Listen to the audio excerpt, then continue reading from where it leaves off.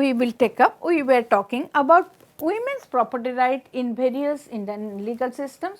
I will be talking you about another two laws which came up during the British Raj, and that were how they were also taking into consideration women's property right.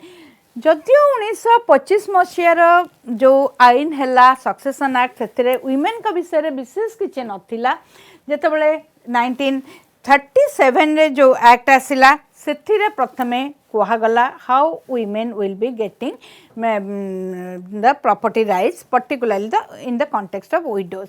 Then the Hindu Women's Marriage Act of 1856 clearly denied a Hindu the right to property or maintenance from a dead husband's property if she married again. Again the British Raj made another act in 1856 which denied that if a widow she remarries, she cannot have any right on the property of her husband or of the joint family to which her husband was belonging. So, at this point of time again the law, the British law was against women's property right, and during those times you must be knowing even and people of the then society, they did not take it in letter and spirit. They actually interpreted it that the widows will have no right on the husband's property.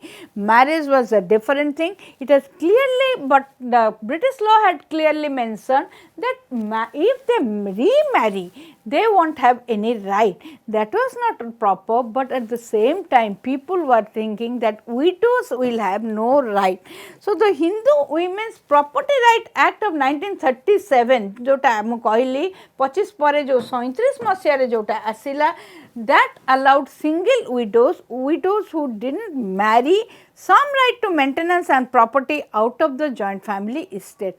So, the 1937 Act clearly said no, widows who actually didn't remarry, they will have some, it tried to correct the views of the people by clearly telling that those who are not remarrying, they have a right over the husband's property or the joint family estate. जो joint family रो যৌথ परिवार रो जो संपत्ति अछि सेथिरे तार भाग रही बोली 1937 मसीहार जो एक्ट आसिला मु कहली सेथिरे तांको सही राइट दिया गला.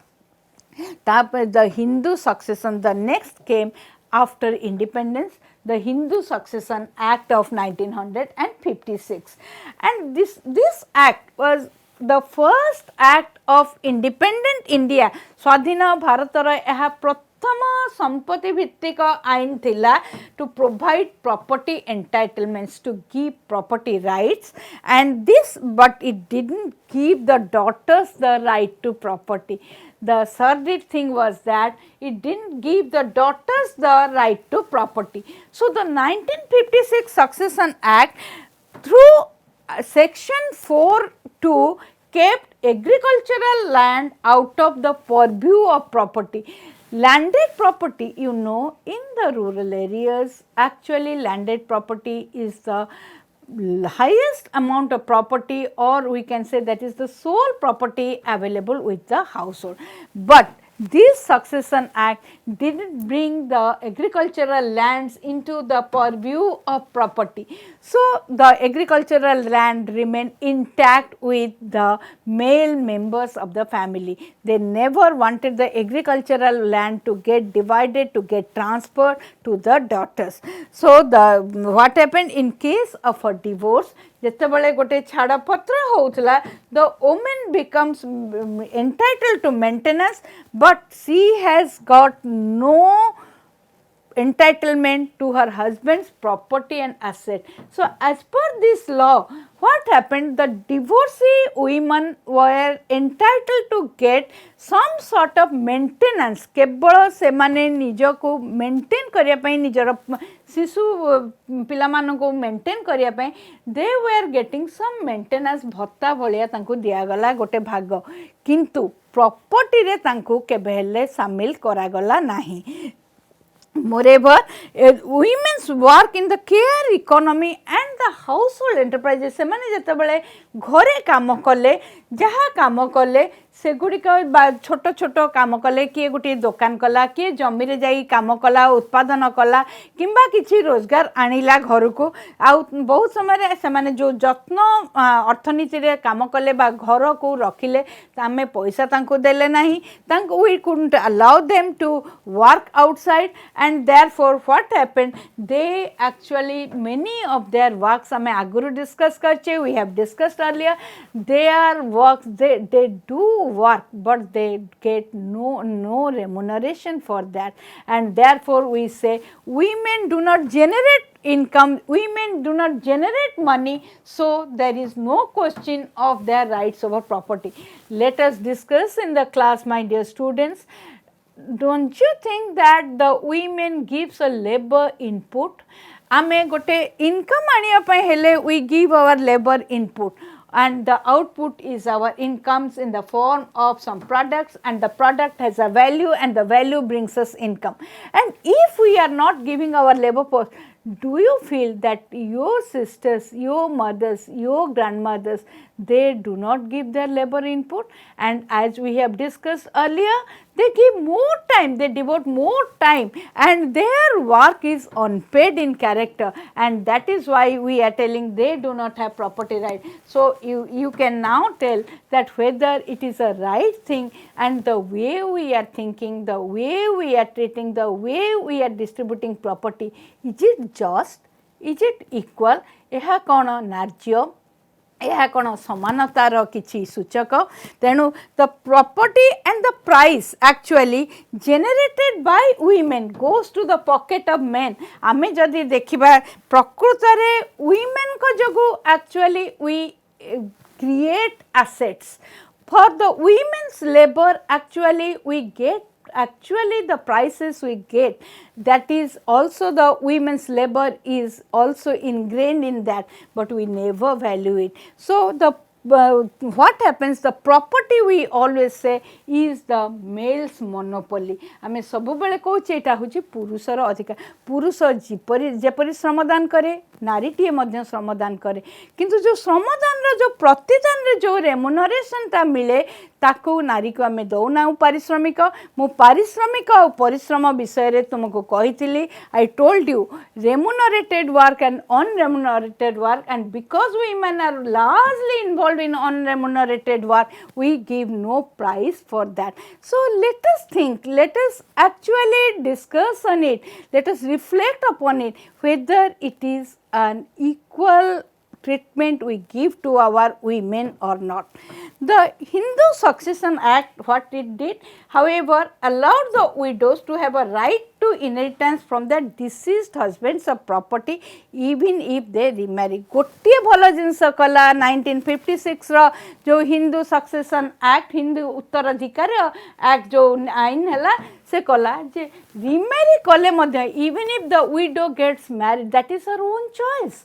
So but she has a right over the property of her husband because the property that has been accumulated by the husband it also contains within it the labor of the woman. So even if she remarries, remarriage is a choice for the widow.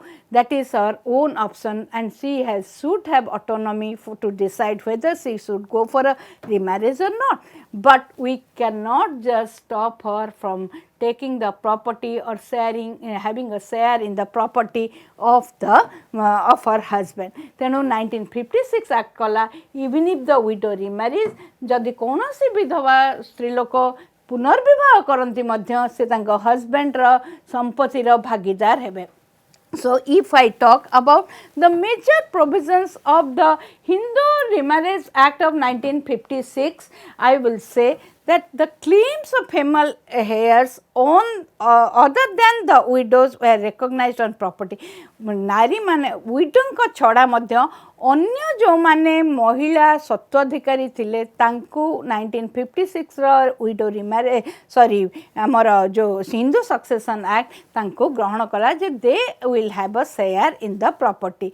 Remarriage, conversion and violating the rules of chastity are no longer held as grounds for inheriting a woman, prohibiting a woman from enjoying property right. आगुरु कौन होतला जदि के remarriage कर जाउतला पुनर्विवाह करूतला किंबा जदि कौन से धर्मांतकरण तार होउतला किंबा जदि कौनसी से रूल भायोलेट करूला तांकर जो जातिर प्रथा बा ये ताकू प्रॉपर्टी रु वंचित करा जाउतला. They were deprived from their property rights. But the Hindu Succession Act of 1956 clearly said that these are no longer the grounds to deprive any woman from their property rights. Even the unborn child son or daughter जणकर पिला हबार अच्छी सेतबेले तांका स्वामींकर देहांत हो गला. If someone is in a carrying stage, the baby has not seen the light of this earth, even the unborn baby, whether he is a baby boy or a baby girl, they have a right in the mother's womb, they can also have the right over property. So, this was a very all embracing act, and it actually for the first time I would say this act became a very good act for women's inheritance of property rights. However, on the 9th of September 2005, the Hindu Succession Act of 1956 was amended. My dear students, you know, society is changing, situations are changing. So, to meet the dynamics of the society, to adapt to the situation, laws need amendment. So, the Hindu Succession Act, which was actually passed in 1956, around after 49 years, it also got an amendment. And according to the Hindu Succession Amendment Act of 2005, every daughter, whether married or unmarried, is considered as a member of a Hindu father's Hindu undivided family. So, what happens, the bahahita bibahita ba abibahita प्रत्येक झींकर पिता पैतृक संपत्ति उपरे अधिकार आसीची. 2005 amendment bill has again broadened the scope of women's property right in India, and the amendment now grants the daughters the same rights, duties, liabilities, disabilities that were earlier limited to sons. केवल right अधिकार देना ही झील माने. You are there, my dear girl students, you know that this Amendment Act of 2005 not only has given you the equal right, it has also given some duties to you. It is your duty now to know you when you are enjoying the same rights as your brothers, so you can also take up the duties what your brothers were earlier taking, and you have to take the liabilities of your parents, and the disabilities that were there is no longer available for you. आगुर तुम पाइका बहुत गुड़िए प्रतिरोधक थिला, वर्तमान कौन सी प्रतिरोधक ना. पैतृक संपत्ति रे केवल अधिकार नहीं, पिता माता को मध्य तुम भाई मानक परी तुमको मध्य सेवा जत्न करिवार तमर दायित्व बोध रही.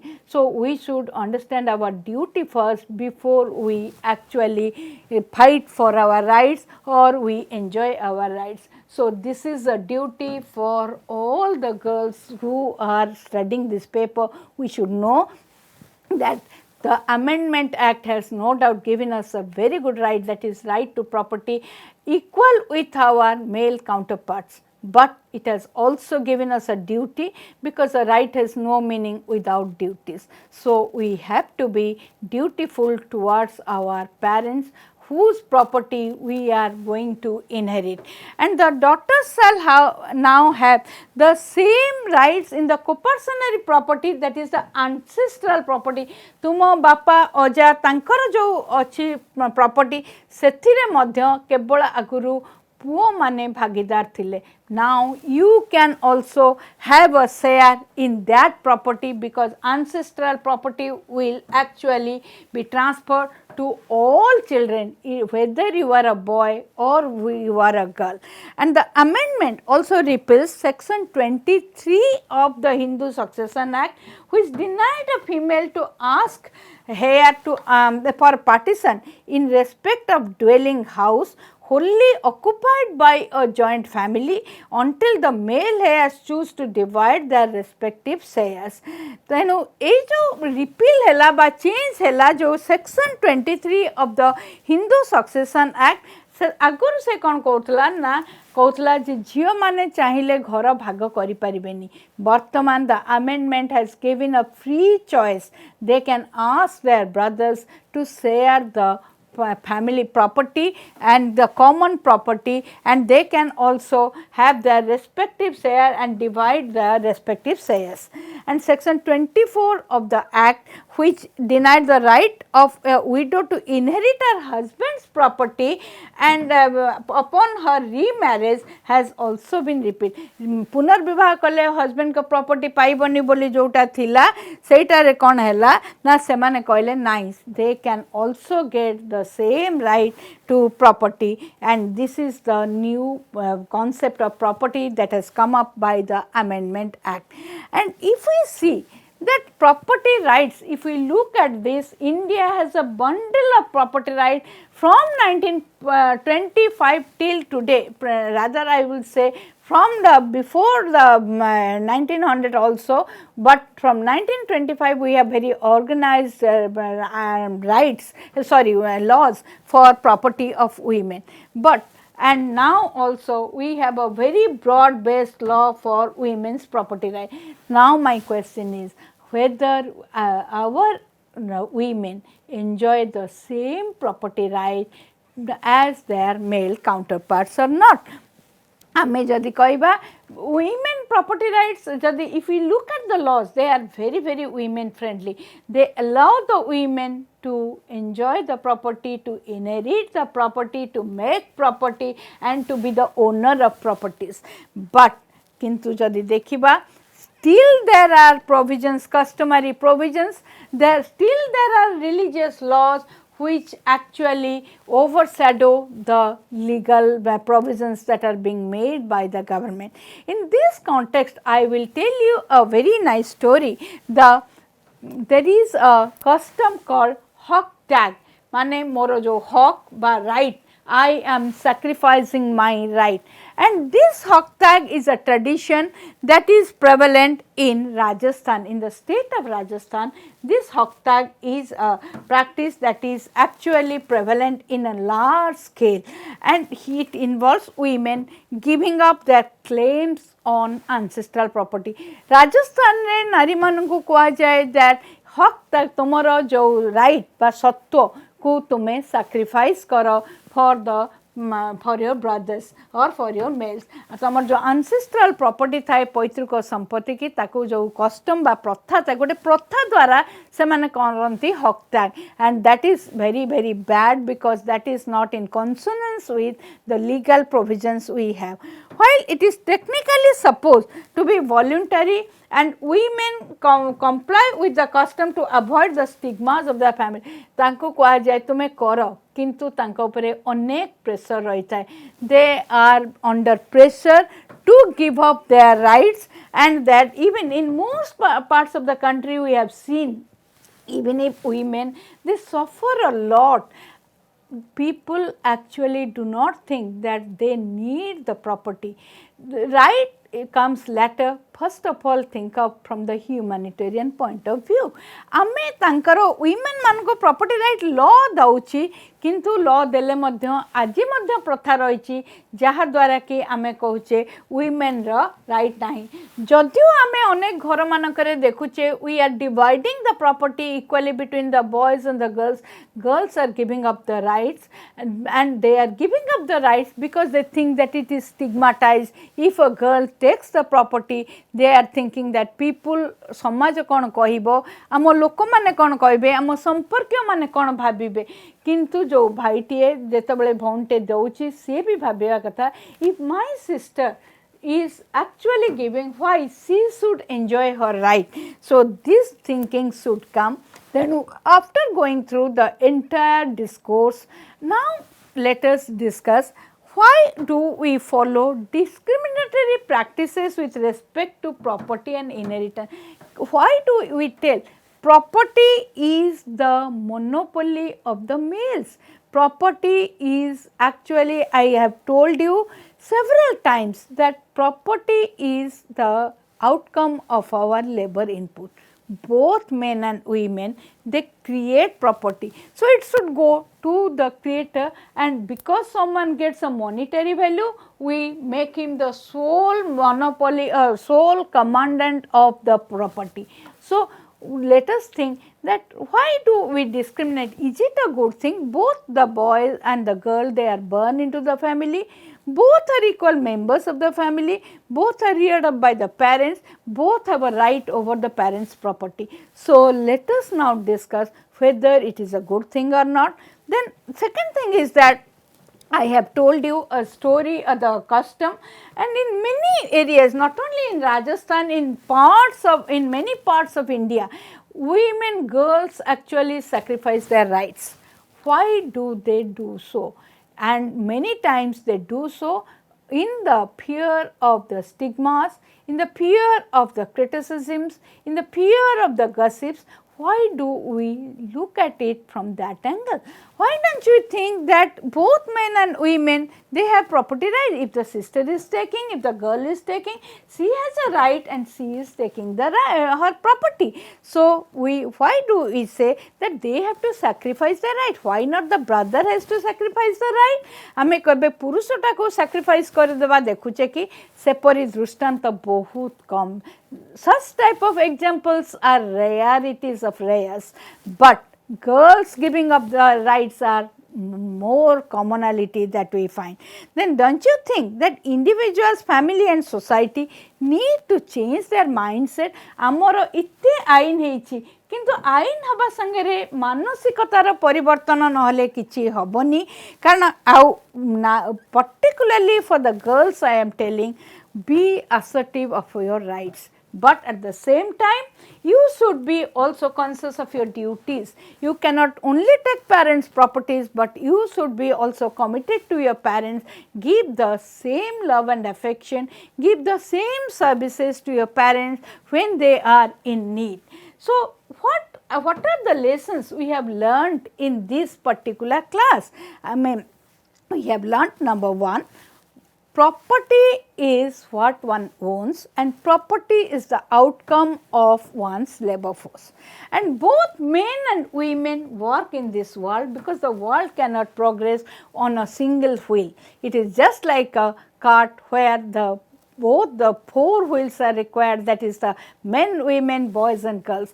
Each one of them actually contribute to generate property. So, when property is created by both, they should have equal rights of over property as members of the society.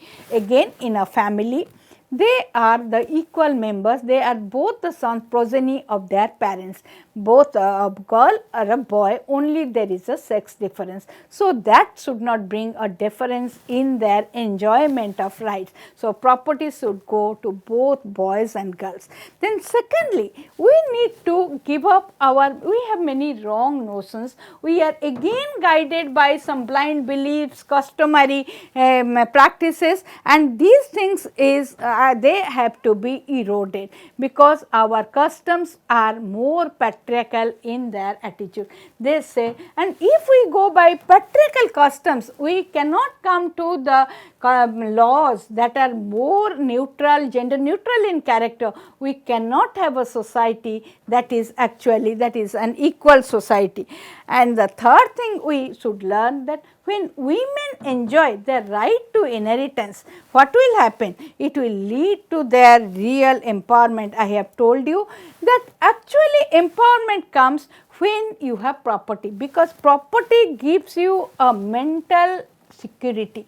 Property is a need for the odd hours. The women should not think that they have no, and the women, some women who do not work, they think that once their husbands are deceased, they have no footing, no place in this world. Actually, they lead a very, very difficult life.